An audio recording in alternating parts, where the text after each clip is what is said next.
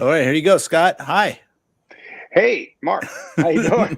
Hey, everyone. Thanks for joining us. There's Scotty. Oops.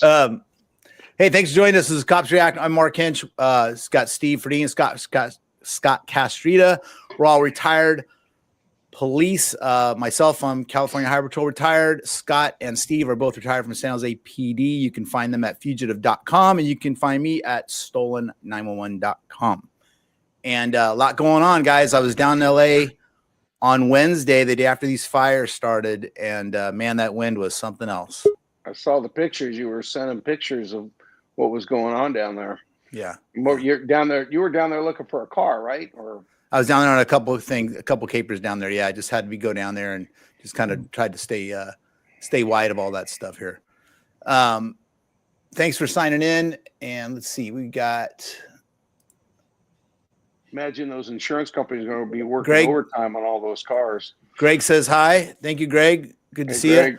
And yeah, a lot going on, but all the cops down there I was working with now are diverted to the fire.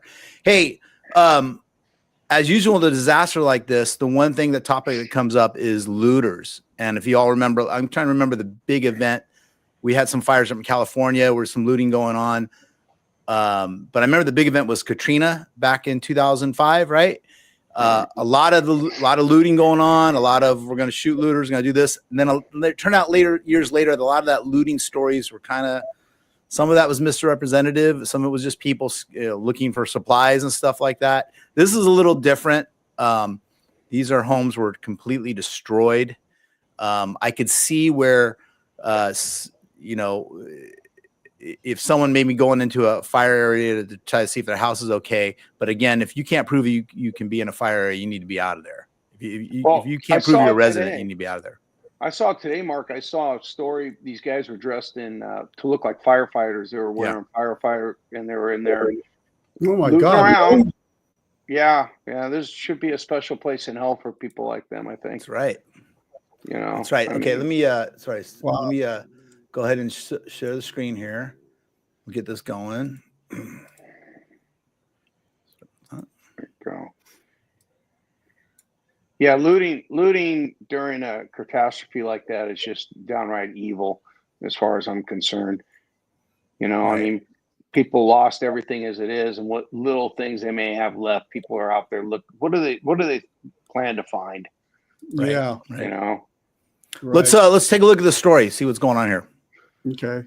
Charges have been announced against 10 people. We learned of this afternoon, 9 for looting, 1 for arson in connection with the fires, although the arson one is not connected to these devastating fires. A different fire. Yes, exactly. Fox 11's Laura Diaz is live in downtown LA. And Laura, it seemed like they were really trying to send a message today, especially with more fire weather coming tomorrow.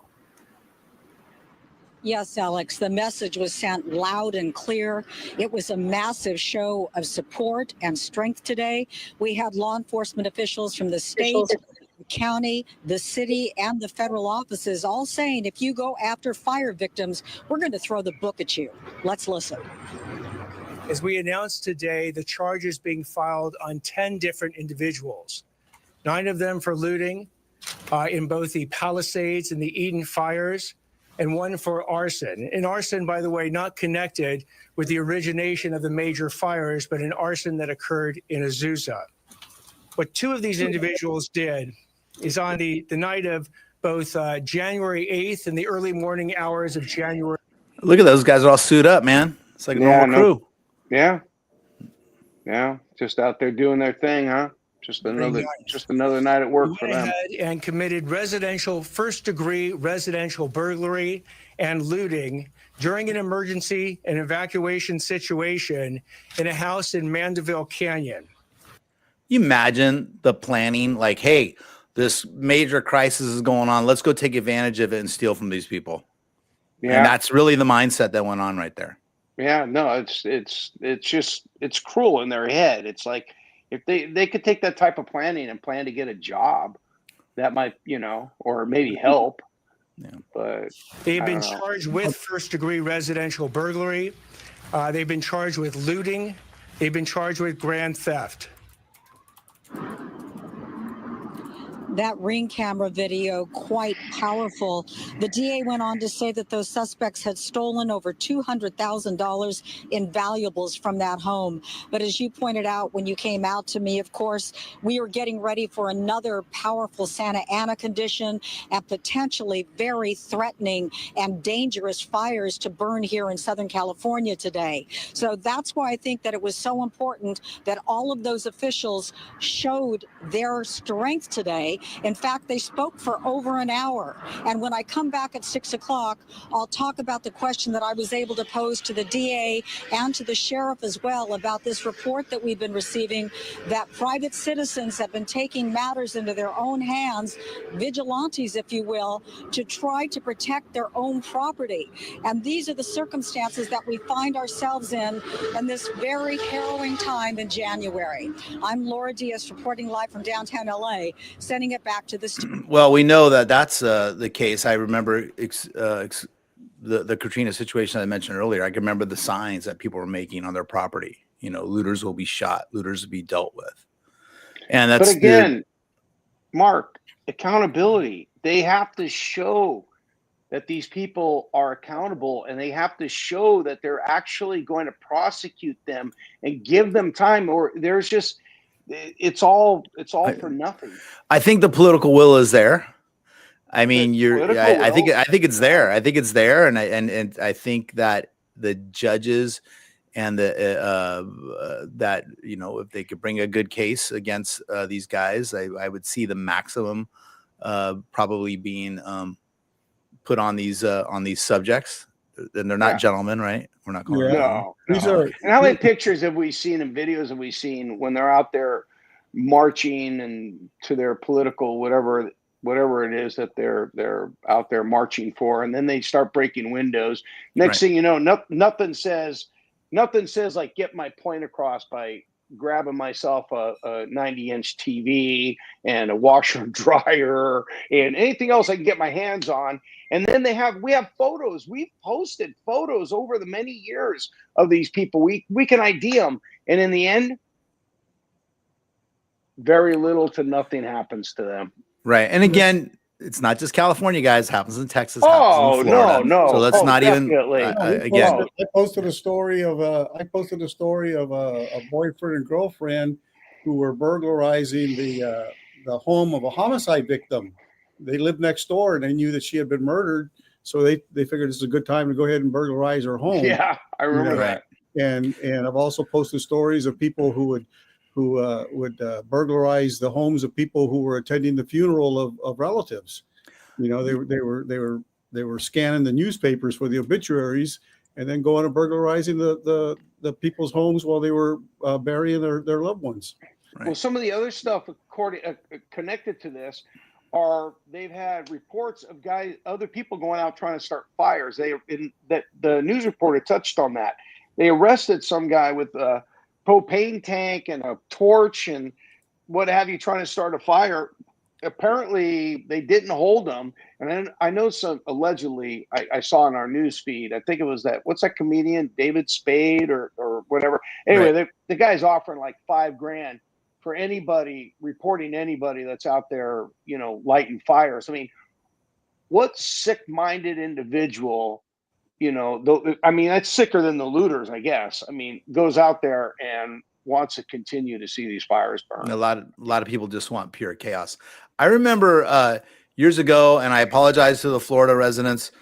I don't remember which hurricane it was. It was maybe Hugo or something like that. But on the website, someone posted a stolen generator stolen off the porch of a house right after the hurricane. Wow. And then posted to my website. And then, so it had to be like, I don't know, whatever year that was. We lost Steve-O. You know, and then about, I don't know, maybe a week or so later, people started commenting on the website. Hey, you know, we found the generator. So like, hold on, Steve, we're gonna bring you back here. There he is. Hi, Steve. And so I remember, Steve, I was saying that years ago. I remember during the hurricane, I think it was Hugo. Someone posted their stolen generator taken off their porch right after the hurricane when the neighborhoods were in shambles. And then later, we were able to get the generator back and identify the person who did it. And I saw a lot of angry things being thrown around regarding this guy going out and stealing a generator during the hurricane from someone who obviously needed it. I mean, the crazy thing is you have all these people out there that are victimized by the fire, and just, I mean, hundreds of thousands of people are losing their homes and and they have to worry about somebody going in and taking the last of whatever possession it belongs to them. And it's just, I don't know, it's pathetic. And I think they really should throw the book at them. And what is the book? Is there enhancements for this? Who's our DAs out there? Who's our prosecutors? Who knows? Are there enhancements for looting? Yeah, there is, right? And remember emergency. the story we did last we week. used to just book them when Alviso flooded. We caught looters. It was just 459 burglary. I don't know if there's special enhancements for looting now. There Right. should be. There should be, and they need to put it out there, and they need to put it out on the news and show how much time these guys are getting, and make them do the time. Don't give them 5 years and let them out in 3 months on good behavior. I mean, I know I'm exaggerating, but The other it's thing too, ridiculous. Mark, is that it causes the first responders to divert Exactly. a lot of resources to protecting the property, where those resources could be used to rescue people, to do other things, but they have to man roadblocks. We've had to call out the National Guard now to help man roadblocks when they could be out helping to rescue people. Yeah, but we posted a story the other day, I think, about the military coming in and bringing in the National Guard to stop looters. I mean, not rescue people, but they have to go out there and stop looters. Yeah. That's just, And again, you got to be sure that this is not someone there going back for their stuff who actually lives there. And sometimes people can make judgments on, what are you doing here? I don't recognize you. And then it could be a family member or somebody. So you got to be careful. You really do just, if you see someone, you detain them best you can and let the sheriff, police, National Guard, whoever come in there and make an assessment of it. These disasters, I've had to be deployed twice on disaster details, where we work 12-hour shifts, no days off for 30 days, and it is taxing. It needs to say how taxing it is on the firefighters. Right. I think the count is up to like 5,000 firefighters now. It was 3,000 a few days ago, and they've got firefighters from all over the world now, from Canada, Mexico, from all the neighboring states. There's a terrible rumor going around that California stopped Oregon firefighters from responding because they didn't pass a California emissions. I know. There's some look. It was on a law enforcement. It was on a law enforcement website.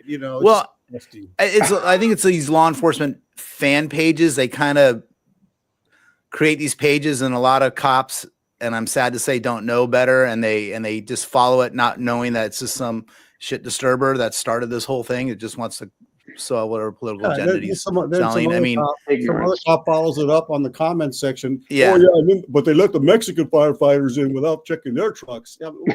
I know. Of course they did. Right. No, I know. It's just all a bunch of political BS, Nonsense. And we all know that. And I am disappointed in my cop friends that forward that stuff. Yeah. And I'm like, okay, your a professional fact checker license is being revoked because you're an idiot. Okay. Because look, I understand there's a lot of emotions going on, a lot of things being said about what caused this and whoever, and who caused the hurricane, the double winds and stuff like that, or preparedness, whatever. We got to let this stuff get through a few weeks, months, and get this evaluated. But right now it's about helping people. I want to say, I remember during the Oakland Hills fire, I wasn't a cop yet. A few years later, I was living in the Oakland Hills, south of a place that didn't get burned, and I was working in Hayward, again, not a cop yet, and the neighborhood I lived in, 3 houses started to burn down, and I lived up in a wooded area. I rushed home because I had my dog there at the time, and I lived with some roommates. Couldn't get a hold of anybody. This is before most of us had cell phones, and I remember I actually snuck in through backyards to get up to my house just so I can get my dog. Now, someone could have shot me, and I wanted to get to my dog. I finally get through there, and just about maybe 3 doors from my house, an Oakland cop finds me. And he goes, "Hey," and I go, "Hey, this is who I am. I live here. I just want to see if my dog's there. And he kind of admonished me and then walked me over the house, found out my roommate had grabbed the dog. Oh, where'd Mark Uh-oh. go? We lost our moderator. Yeah. I have no idea where Mark went. I'm assuming we're still live, but Yeah. I'm not sure. Yeah, So he'll be back in a second here. But yeah, the fire down south is just unprecedented, you know, and it causes a lot of stress on the poor people that have to evacuate. I was watching the news today, and just the crowds of people, the thousands of people that are lined up to get just basic necessities like drinking water, food, Pampers for the babies, dog food, you know, looking for their pets. It's a real sad state of affairs right now, you know, and it's just a natural disaster. You know, it's not anybody's political fault. You know, disasters happen, and we have to deal with them. And if there's things that we can do to make it better for next time, you know, we'll learn from it. You know, we learned a lot from the Oakland Hills fire. You know, we learned that after the Oakland Hills fire, that some of the fire agencies, the threads on some of their hoses from other agencies didn't fit the threads on the Oakland fire hydrants, or their nomenclature. A tanker meant an airplane to one fire agency, and a tanker meant a truck to another agency. So, you know, right. Well, it's like the 10 code. Not every agency uses the same 10 code, and then when everybody gets on the same, when they get on the same radio, it's hard to understand them. I'm surprised in 2025 that at least in California we still haven't fixed that problem. It's still an issue. You know, Oakland I think still uses the 9 code and CHP uses their version of the 10 code. And sorry. Hey, there he is. I was gone or what? I was just texting you. Hey, you got to go potty or what? I was I don't know. I guess my mouse went crazy. Next thing you know, I kicked myself out of the stream. You know, maybe I said something. Momo was in there. I know, the cat. Maybe Momo's chasing your mouse around. You can't go across your keyboard. I learned how to do it. I had to go back to the email. I couldn't get back in. I had to go back to the email, send you guys for the link, and I was able to get in that way. Anyway, we're working on it. Greg C can always come on and cover for me if it ever happens again. Just, that's okay. Greg said we're still live. I appreciate it. Steve still had a lot going on, so good. One of the stories I was going to tell you, Steve, I saw today. You know, you talking about your dog, and man, it was real. This guy came in, he was looking, and he was just so excited. I mean, in all the rubble, everything's burned down. And he's calling, and here his dog comes down the alley today. Comes in there, and the guy just friggin' lost it. He was so happy. He thought for sure his dog was gone, and his dog lived. And you know, so I mean, it was a heartwarming story to see the guy get his dog back. We've all worked through these tragedies as police officers, working the perimeter lines. I was out to many of the fire scenes up in Northern California, and then you know, all across the state. And I've been there in the neighborhoods after they've been burned down. Look like got all the chimneys. You know, I was at the scene at the San Bruno explosion years ago, working that, and the emotion is just, you know, it's a hard, taxing day as a cop, emotional, and then to deal with these people that are going through tremendous loss, loved ones, pets. You know, it's really hard. It is rough. It is rough. You know, it's and really then hard. and then the environmental stuff, breathing, what you're breathing, you know, and stuff like that. So a lot going on right now. Mark, there's a lot of those cops, unsung heroes in situations like this. A lot of those cops out there, that's their homes and their family and their brothers, their sisters. Remember, Paradise burned down. Knowing their houses are burning down, and they're still out there. Right. You know, they're still out there doing their job. I remember when Paradise burnt down, I was still active, and they were asking for uniform donations because I want to say five California Highway Patrol families lived in Paradise and lost their homes at that time. Wow. And I remember us sending uniforms up for these guys. The whole Paradise Police Department doesn't exist anymore because there's no more Paradise. They're all out of a job. You know, Right. their cities gone. So You know, so they're working there, and they also have to, they also have to deal with maybe they've lost something. So a lot of firemen and emergency personnel have lost their homes, and they're also working right now. And we know people are going through a lot. We're cops, so we're talking about the police. But Mark, I listened to the firefighters, the nurses, the doctors, all the first responders that are out there that are still pushing through, doing their job, but at the same time, and we've all been in that situation. I remember the earthquakes and stuff. They called us back into work. We had to leave our families and go in, and we had to, we had to go deal with that because we had that was our Right. job. But it's, hey, I mean, God Mark, bless those guys. Listen to the 911 tapes of the people calling 911 who were trapped in their homes during the Oakland Hills fire, and the dispatchers crying, literally crying tears because they were telling the people there's nobody going to save you, and just staying on the line with them on the phone till the fire killed the people. It was very tragic and very emotionally taxing on the unsung hero, the 911 dispatcher. That's why people get so mad at looters, though, right? That's why we're so angry at looters that go in and take advantage of this. I have a friend, again, we're all retired. We could say what we want. We could drink what we want. We can talk smack, and I have a friend of mine who's still active, got some connection to Alaska, and he says, Alaska rules, stick them in a frozen hole. Bye-bye. And I get that. I get that attitude of how dare you come in here and do this when we're going through all this other shit right now. Yeah. Yeah. I remember having to arrest a drunk when we were trying to evacuate people out of El Viso. As the water, I could see the water literally popping the manhole covers on the street and the water coming over the levees. And I had to deal with a drunk who was just being an idiot, a donkey. And when I should have been evacuating people. I had to deal with. I was so angry with him because he was taking up my time. Yeah. So speaking of that, don't we have a story coming up about some of the firefighters? We do. Let me see some of the prisoners and stuff they're using them to fight fires. Yes, I watched a few videos on that because I was kind of interested on how that works. Do they get time knocked off their sentence? I mean, I would imagine I would think so. I mean, if you're a prisoner, I think it would be an ideal job to get. But but they're actually trained. They train for it. Let's take a look at that. Actually train for it. Yeah. Let's take a look at that. Let's see here. Right one? Nope. That one? Nope. Let's try this one. I don't know. Oh, I lost it because I wasn't sharing. I got kicked out, so I got my share screen went away. All right, I can fix it.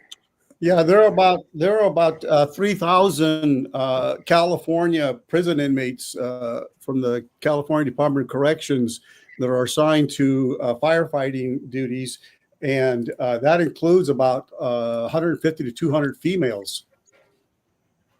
Yeah, I watched a video on that, and it was pretty interesting. How much training is involved in getting they train for that stuff. They're ready for it. Here we go. Wildfires continue to burn out of control across the Los Angeles area. The death toll now stands at 10, but officials warn that number could rise as investigators make their way through affected neighborhoods. These satellite images show views before and after the Palisades fire broke out, as it ravaged the community in Topanga and near La Costa Beach. Thousands of homes have been destroyed and more than 100 square kilometres of land turned to ash. Amazing. Los Angeles County Sheriff Robert Luna said he expects the death toll from the wildfires to rise. Are talking about deaths. There are people hanging on, waiting to hear from family members. This is very serious, and we want to get it right. The obvious question is, do you think it's going to grow? I am praying it doesn't, but based on the devastation that is clear, looks like a bomb, an atomic bomb dropped in these areas. I don't expect good news, and we're not looking forward to those numbers.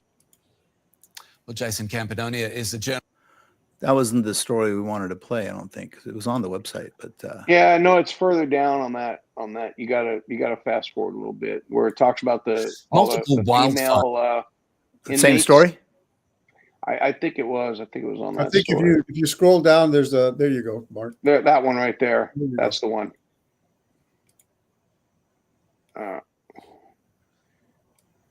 86 female prison inmates in the entire county who work at Malibu Conservation Camp 13. Now, it's a joint program of the California Department of Corrections and LA County Fire designed to help rehabilitate inmates. Pareen Bakshay spent a day with these women. I enjoy just about everything here at camp. I enjoy working. I enjoy working and fixing things and learning something new every day. 52-year-old Maggie Akaba says learning new skills keeps her young and fit.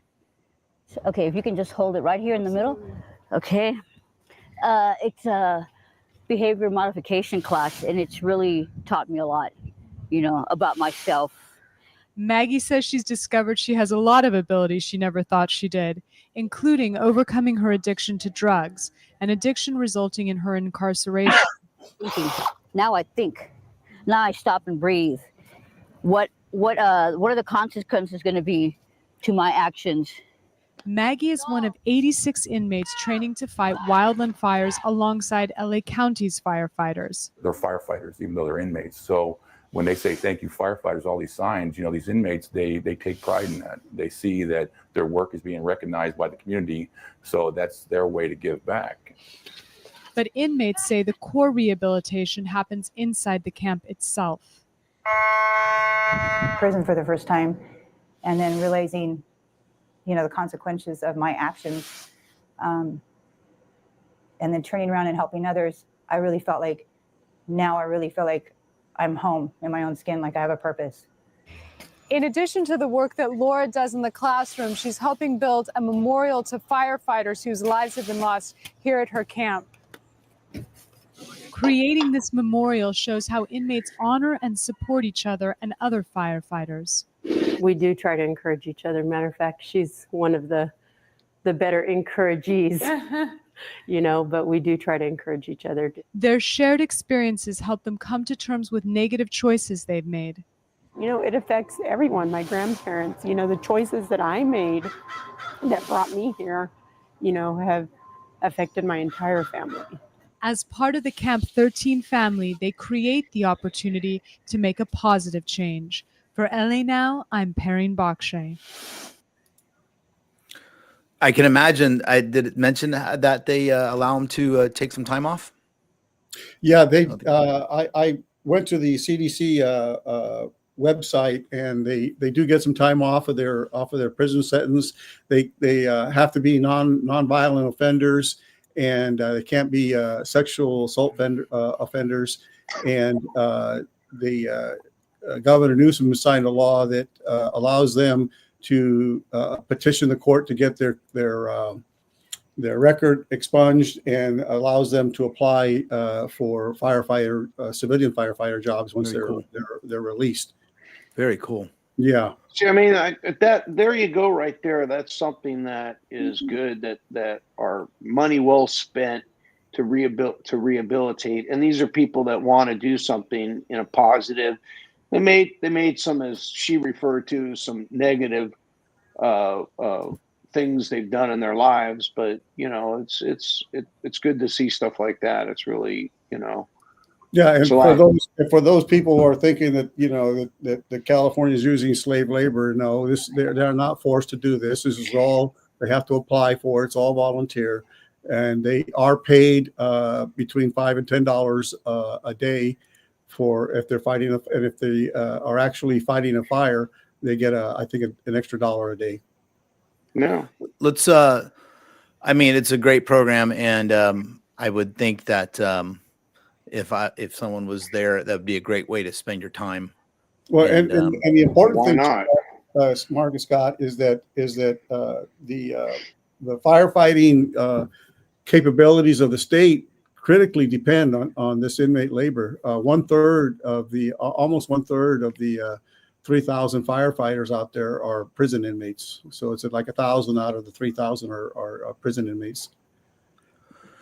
I was going to say, and I can't remember now because I got distracted. And unfortunately, a few years ago, they suspended, terminated using juvenile offenders after some juvenile offenders and their counselor were killed in a fighting a forest fire, and so they terminated that program. I know I was going to tell you guys. I have a client actually who was had a felony record, and she helped her out on getting her car back that she had subleased to somebody, and then that person disappeared the car, and she was still making payments on it. So I helped her track her car down, and we kind of developed a friendship, and I actually helped her walk through the steps. She was able to go, based on the time she did, go and get her felony expunged. And that way it made it a little easier for her to get some work and stuff like that. And she's doing really well. But it was that's a good program for the people willing to make the effort to do something like that. Have those things. Let's see, Greg here. How about looters making looters fight fires? How about that? Greg C says, love this program. Knew a mom whose son went through this program, but he couldn't get on with the fire department. Once released because of the conviction, he was crushed. Yeah, I know that's an issue. I did see some stories of some people that were able to get some jobs, and maybe those laws are changing again. People are going to have some bad decisions in their past. All of us do, no matter who we are, and hopefully some of that can be, if the person shows the right steps taken, they can move on and, and maybe they can. Sounds like it's something that needs to be fixed too. Well, yeah, and every case has to be evaluated on a case-by-case basis because, right. There's reports. Hey, some of you cops aren't going to believe it, but there's reports of police officers in Louisiana back in the day looting in Katrina. Let's not. There's people out there. Every organization has its bad apples, right? Some like corn on duty. That's another story. Yeah, you can't corn because you can't say the other word on YouTube, right? Okay, corn. Yeah, corn. Canned corn. Okay. All right. Let's go. Niblets. Greg, anything to say about corn? No. Okay. So wait till we get to the story. He'll get it. Okay. Let's see what we got here on the. Did it again, didn't I? Yeah. So I posted a story about what to do with the looters, and that was a pretty good suggestion. Was having them out there cleaning up now after those fires. Right. And you don't give them $1 a day. You don't give them anything. Let's take a look at this one. So this is we're going to move on to Beaumont. Police officer suffered brain injury trying to stop woman caught on camera. And then Steve, what actually went down here? This officer was dispatched, or he on-viewed a disturbance in front of a bar there in Beaumont, Texas, and encountered two suspects, both of them females, and was going to place them under arrest. He handcuffed successfully one of them, and the other one was attempting to flee, and he tried to stop her. And it was caught on somebody's cell phone camera where he jumped in her car. She was trying to flee. Oh man! He fell from the car and hit his head on the pavement. Let's take a look. The story. Home after being hurt during a disturbance outside Little Woodrow's last week. A video of the incident went viral. The officer hit his head and ended up with a brain bleed. Tonight, we're hearing from the Good Samaritans who stepped in to help. 12 News reporter Kayla Chote caught up with Nick Walker and Stanley Norris. And Kayla, Norris actually used the officer's radio to call for backup. That's right, Jordan. As a true crime fanatic, Stanley Norris says he learned that police radios have a red emergency button. It alerts other first responders when an officer is in distress. Norris never imagined he'd be the one to press it. First thing that came to mind was to run over there and help him, but the other man got there first. A night out with coworkers quickly took a turn for Stanley Norris. Around 1:40 a.m. Thursday, he recalls, a couple of dudes had got my attention because I was with the females, and so they had got my attention that they was back there with the lawman, and then that's when I had stepped out the car, and then that's when everything had happened. Beaumont police say Okay.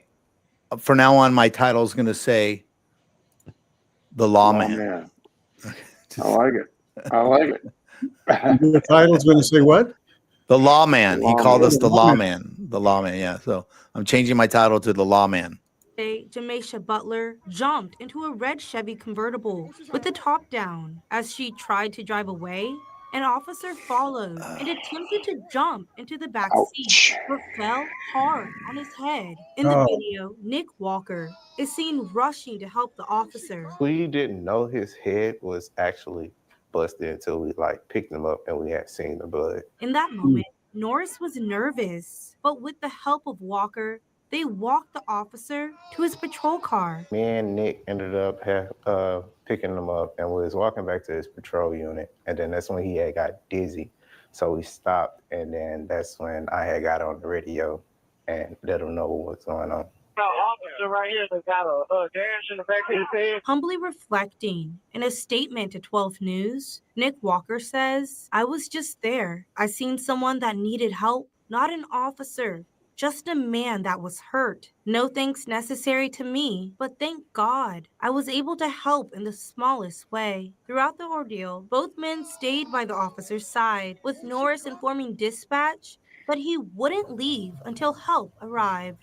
Stand by, I'm right here with him. He was the only officer there, so I was just letting him know that I was there until everybody else came.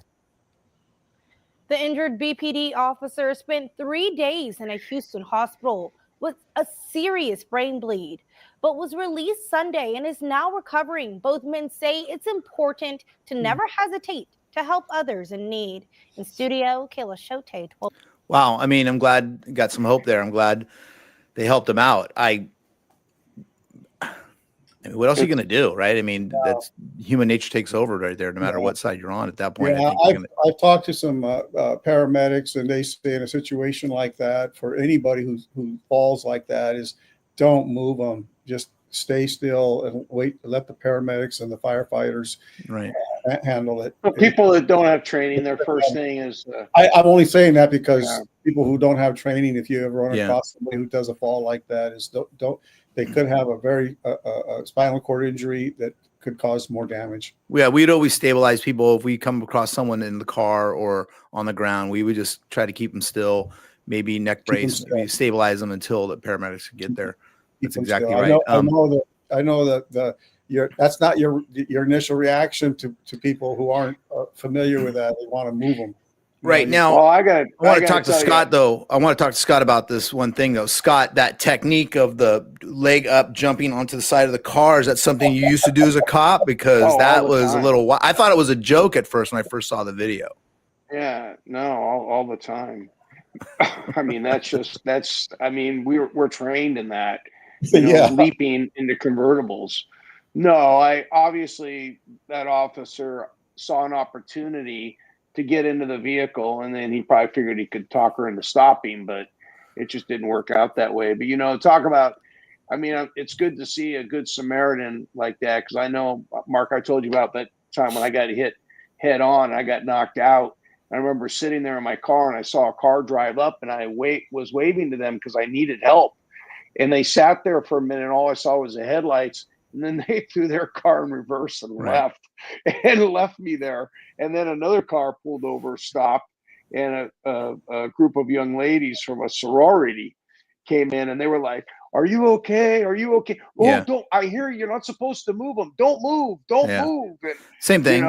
I got knocked out of me. My head was unconscious, and then woke back up, and I had people around me when I got rendered by DUI, and I had people there helping me out. I'm here jabbing on the radio. Hey, we want to welcome Victor, guys. Want to welcome Victor. Victor said he used to work in wildfires, West Coast. FYI.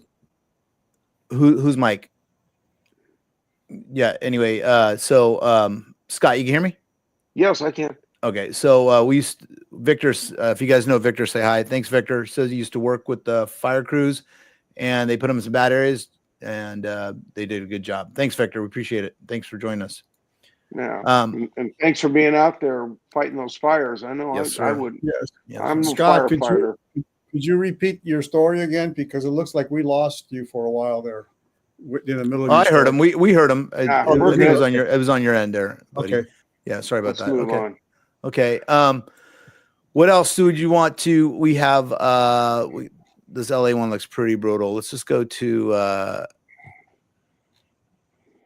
You still have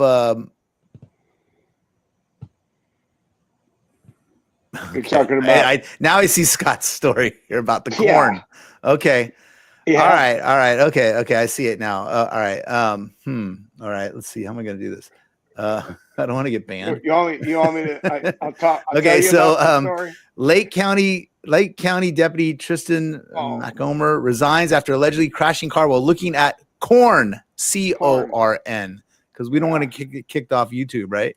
Correct. So now In Lake County, a case they of have standards. driving cost a deputy his job, but a sheriff's office investigation found he wasn't texting before slamming his car into a woman's car. He was looking at porn. West 2's Justin Schecker got a copy of the internal affairs report and the body camera video from the crash. The Lake County Sheriff's Office Internal Affairs investigation found that former Deputy Tristan Macomber was looking at something not safe for work before this happened. Not safe for work. Early November, while driving south on County Road 435, his body-worn camera captured the steering wheel airbag deploying. After his department-issued cruiser crashed into the back of another car. The video shows Deputy Macomber tossing a cell phone onto the seat and then picking it up before he goes to check on the other driver. Hello, ma'am. Are you okay? I'm so sorry. It's okay. My brain's locked up. Okay. You good? I was like, oh my goodness, wait. Yeah, I'm okay. According to the new internal affairs report, the deputy told a sergeant the brakes locked up before he rear-ended the other car and stopped for a school bus. This deputy no longer works for the Lake County Sheriff's Office. We're told he resigned while facing termination. The internal affairs investigation found he wasn't truthful on what he was doing on his phone right before impact. Macomber initially stated he was scrolling through text messages in a group chat with other deputies prior to the crash, but the investigation found he was doing something that is more visual and inappropriate while on the job. The report's conclusion says Macomber admitted to lying before later revealing he was looking at pornographic material on his personal phone just before the vehicle crash. Deputies found he violated 3 sheriff's office policies. He I love these. Truth, use an electronic device for something that's prohibited, and there was substantial evidence he wasn't wearing a seatbelt behind the wheel. 3. Covering Lake County, Justin Schecker. Okay, West so 2 News. hold on now. So the part about actually looking at porn. That no seatbelt was a kiss of death for him, huh? Yeah. Yeah, but I get so. But looking at porn wasn't one of the policy violations. No, it Did I say? I mean corn. I mean corn. YouTube. I meant corn. Sorry. Yeah, why can't we say it, but they can say it? I mean, it's all over the newscast. I don't know. I mean, you know, YouTube acts like they got standards, huh? Better than Facebook, I think. Yeah. Anyway, but yeah. So how embarrassing for him, his family. Shouldn't have been doing it. I mean, every cop. I mean, it's just. Yeah. It's I mean it's like I posted in the thing. We defend a lot of police. We defend cops on a lot of stuff, but this ain't one of them. No, we can't. I don't get that. Pull over or something. Wave the white flag on that one, huh? Yeah. I was gonna say it made it. Okay, I want it. Not the place to look at corn. For him to stop. I'm sorry. That's okay. That's all right. I just. Oh my God! Look at this. The chat's lighting up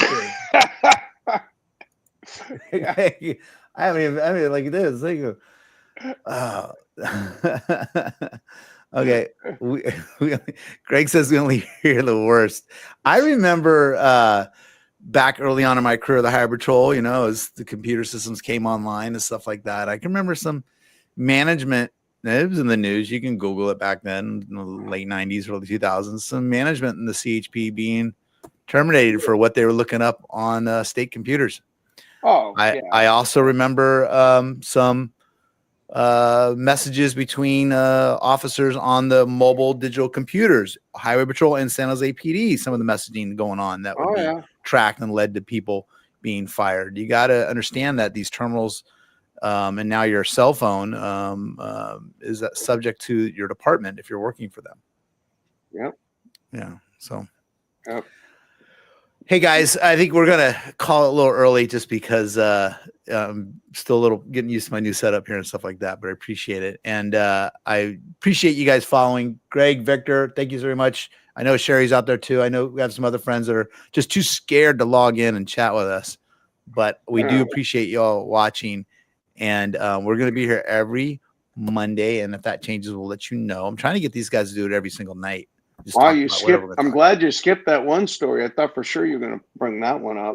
No, you know, the guy that's going to get a pardon, and he's probably going to be offered a job to be the attorney general. Yeah, you know, so we're just gonna. No, I think that's somebody else. But you know, hey, there's a lot of bad actors out there on all sides, and all we can do is try to be honest about who's who, right? So That's it. you know, there people stole laptops too. So you know, we gotta be careful here. Anyway, with that, let's cover that CHP story next week, Mark, about the shooting in Amador County. I saw that, and the sheriff doesn't want to investigate it. We'll go a little more detail about it next week. It's been going on. It's been going on for a couple weeks. So, all right, guys. All righty. Appreciate everyone watching. I'll try to work through some of these details here, but just got to change my setup a little bit so I can move things around a little bit. Let's remind everybody to please hit that, like the kids say, smash that subscribe button and that like button. That really helps us out a lot. Right. I could blame this all on my cat, Momo, but I won't because it was actually my fault. So I think it was. Momo. Victor, Greg, thanks a lot. Appreciate it. All right. Thank you, Steve everybody. Verdeen. Who's the Steve Verdeen guy chatting on here? That's nice of him. Okay. All right, guys. All righty. We'll see you guys later. And well, a guy got Victor. Well, a guy got fired from our office for child porn when the internet started. Yeah. All right, Victor. I promise we're going to be on the longer next time. I'm going to try to convince these dudes to go on at least 2 more nights a week live with whatever is going on. Okay, and we'll see if we can make that work. All right, guys. See you later. All righty. Bye-bye. All right. Bye-bye.